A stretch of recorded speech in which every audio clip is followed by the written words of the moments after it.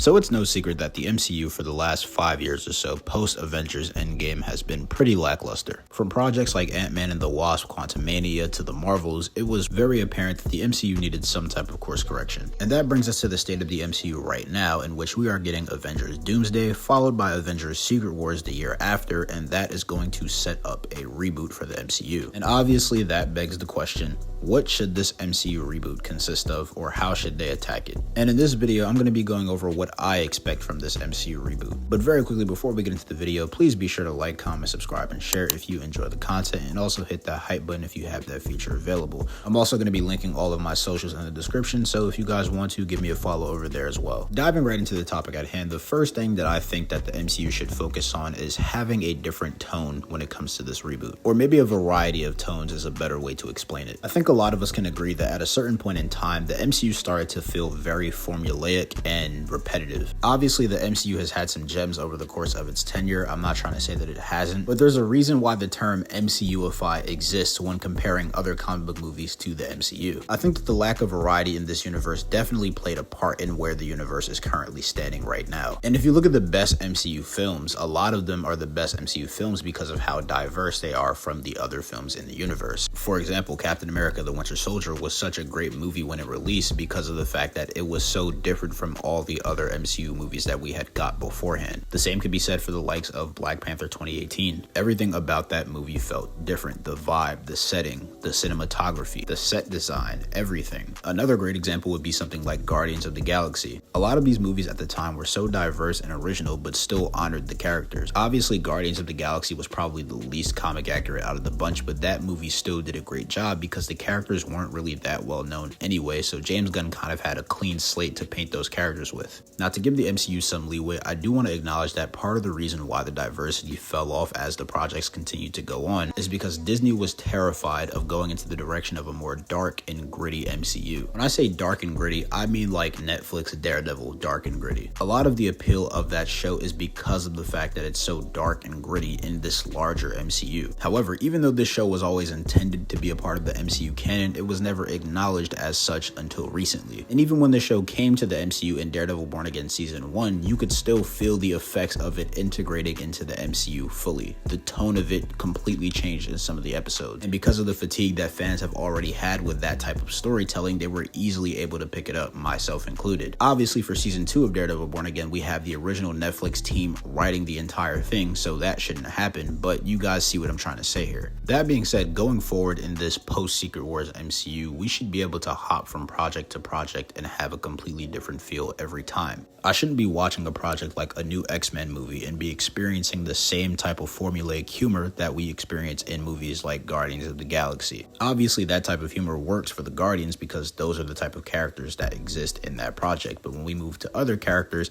across the MCU, they shouldn't have the same type of humor and comedy. And just to clarify, I'm not one of those guys who think that superhero movies can't have humor in them. I agree that humor should be in certain superhero movies.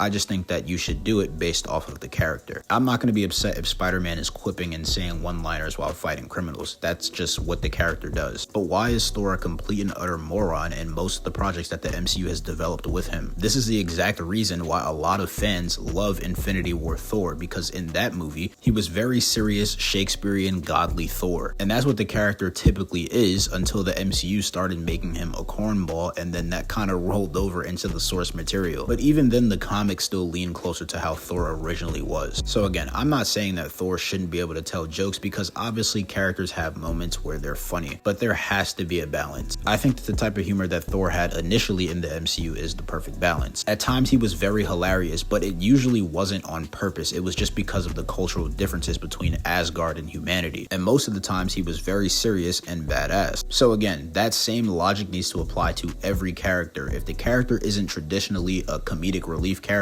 don't turn them into that in the MCU. Now, this next point that I'm going to get into technically still ties into the tone, but in this MCU reboot, I would like to see an MCU that feels more like Earth 616 from the source material. In layman's terms, I would like to see an MCU that feels more like the comics. Obviously, like I said, this starts with having varying tones from project to project, but another way to achieve this, in my opinion, is by going all into the comic book aesthetics and appearances for the characters. Obviously, at the beginning of the MCU, they had to worry about appealing to the general audience because superhero superhero movies weren't the niche yet. But now that general audiences are a lot more hip to comic book movies and are embracing more of the comic book genre, I think it's the perfect time to incorporate the comic booky elements from the source material. Comic book movie fans understand that if you give a character a design that they have in the source material, that's exactly the reason why they were given said design. I think we're past the days where we have to give suits unnecessary lines or make them over militarized to appeal to the general audience. So when we see characters like the X-Men, for example, in this universe, it would be really nice to see them in their comic accurate X-Men suits instead of black leather. And the same obviously can be said for every other character in the MCU. Obviously, Spider-Man is a character who has consistently had really good suits in live action, but the reason why people are so excited for the Spider-Man brand new day suit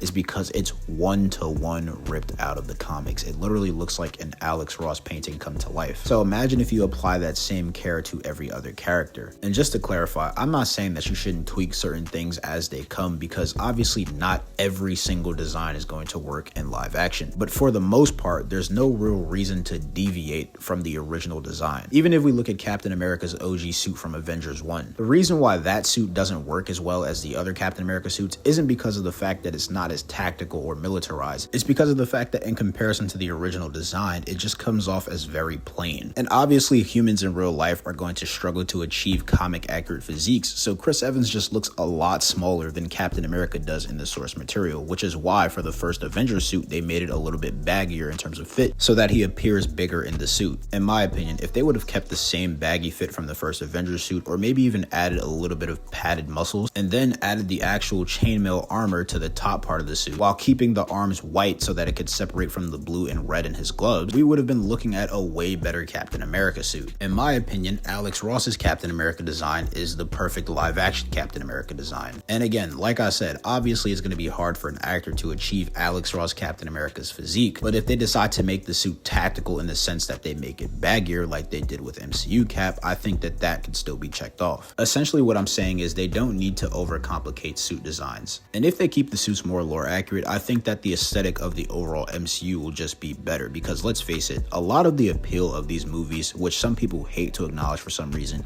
is that people want to see what they read in the source materials and what they watched in the cartoons come to life. And that again just is the reality of the situation. So obviously, yes, we can still get original stories, but there's no need to make unnecessary deviations. And that brings me to my next point, which I think is very important and has to be acknowledged. Before I get into this next point, I just want to preface this by saying I am in no means a grifter. I am fine with diversity and inclusion being in these projects. I don't have any issue with that whatsoever. That being said, when the diversity and inclusion is done in a way that feels unnatural or just makes it obvious that they're trying to check a box, I think that's when it becomes problematic. I think that it's apparent that superheroes have always had messaging in their stories. That's like the point. It's to teach you a lesson about the real world. And the way that it's done in the source material is very original because of the fact that a lot of the times these messages are embedded within the actual characters that are representing them. So for example, the mutants or the X-Men are an obvious allegory to racism and things of that nature in real life. So when making an X-Men movie, if those messages are present, a lot of people probably aren't going to complain because that's just the nature of the characters. You aren't changing anything, you aren't going against the grain because you're literally just copying what's true to their character from the source material. The problem, in my opinion, comes when you start to apply messages to certain characters that were never there to begin with. So for example, things like unnecessary race swapping are just pointless and just purposefully rage bait fans. If a character that I grew up watching or reading in the source material was black, I would like them to remain that way when they are adapted. The same can be said for white characters. And again, I would extend that grace to every single race of characters. For example, Ra's al Ghul in Batman Begins is played by Liam Neeson, who is a white man. Ra's al Ghul is canonically Arab. I would have much rather Ra's al Ghul be Arab in Batman Begins. And this could be applied to every aspect of messaging, whether it's gender, whether it's sexuality, etc., etc.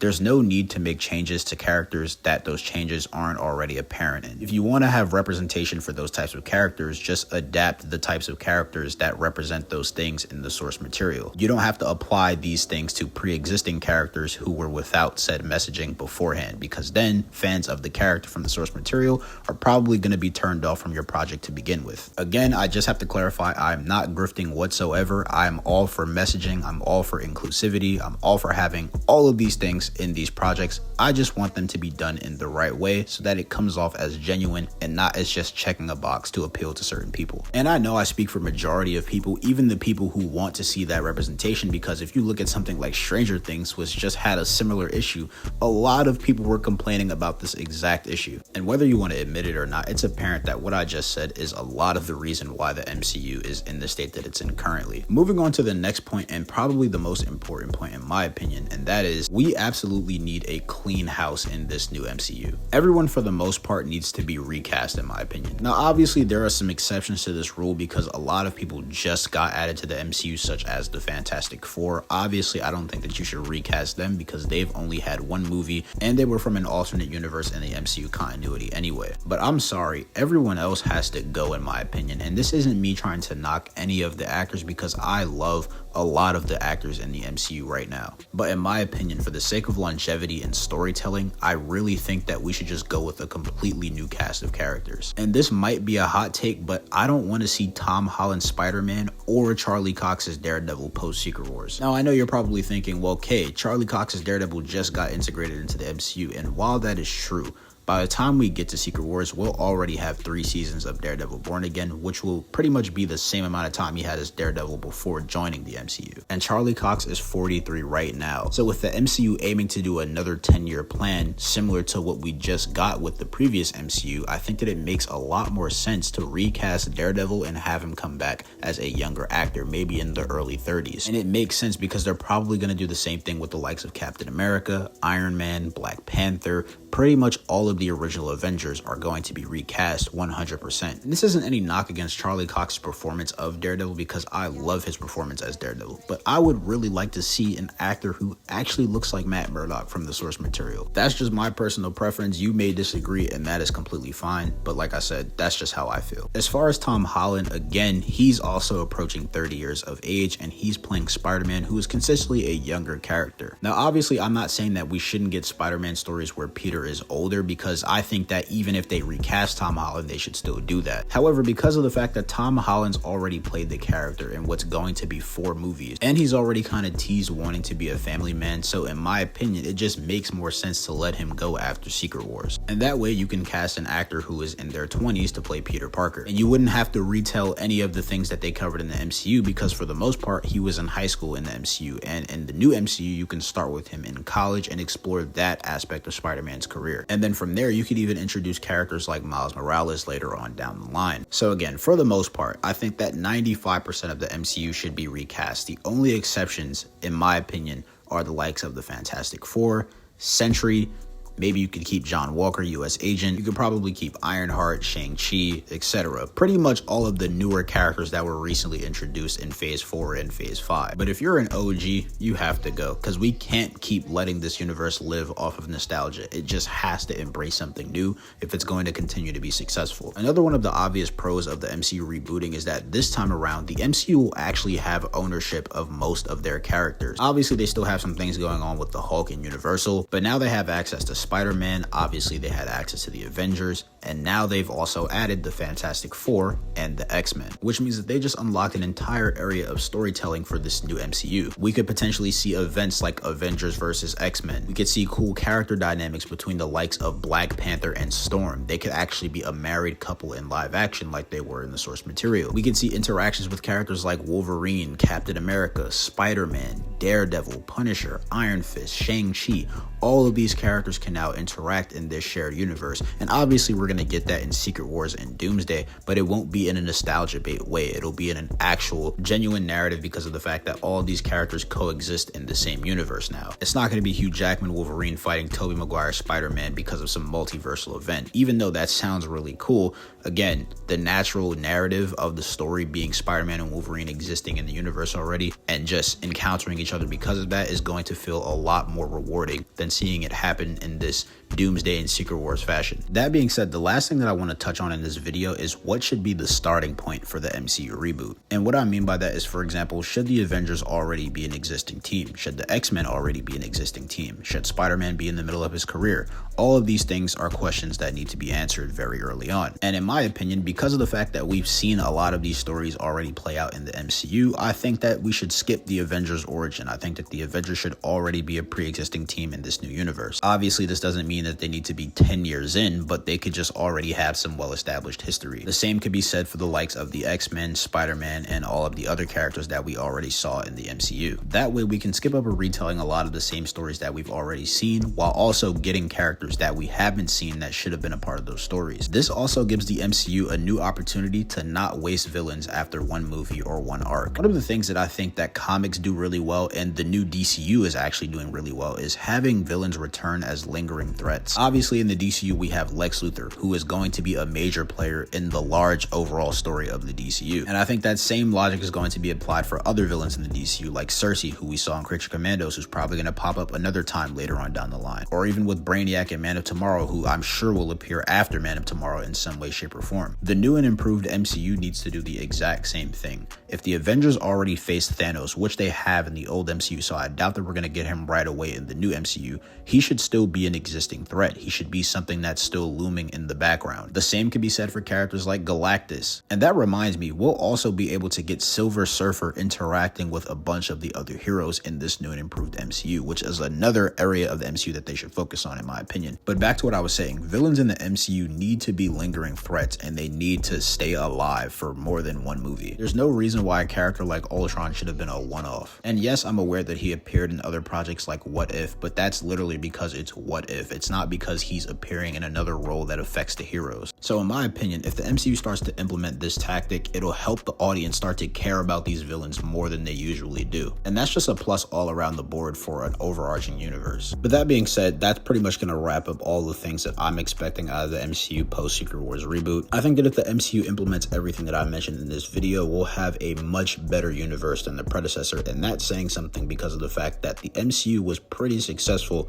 for its tenure. And I don't know about you guys, but I'm a firm believer in the idea that we haven't even scratched the surface of peak when it comes to superhero films in both Marvel and DC, because like I already mentioned, the MCU didn't even have ownership over all of its characters like the X-Men, the Fantastic Four, Silver Surfer, etc. And with DC, obviously we know that they had their up and downs over the last decade as well, but now they're course correcting and they've just started a new universe as well. So we actually have a chance to see Marvel and DC run parallel to each other and both of them actually succeed. And it's already been teased by both James Gunn and Kevin Feige, but they're eventually trying to do a crossover, and if both universes succeed, I think we're gonna get it. If you guys are interested in seeing how I would go about said crossover, I already have a video on that and you guys can go and check that out. But if you guys also want to see me do MCU saga videos for characters like Spider-Man, Hulk, Thor, etc., similar to how I've been doing the DCU saga videos for characters like Superman, the Teen Titans, and the Justice League, just let me know in the comments and I'll get those cooking up. But again, that's going to wrap it up for this video. If you guys enjoyed this video, please be sure to like, comment, subscribe, and share. Also hit that hype button if you have that feature available, please,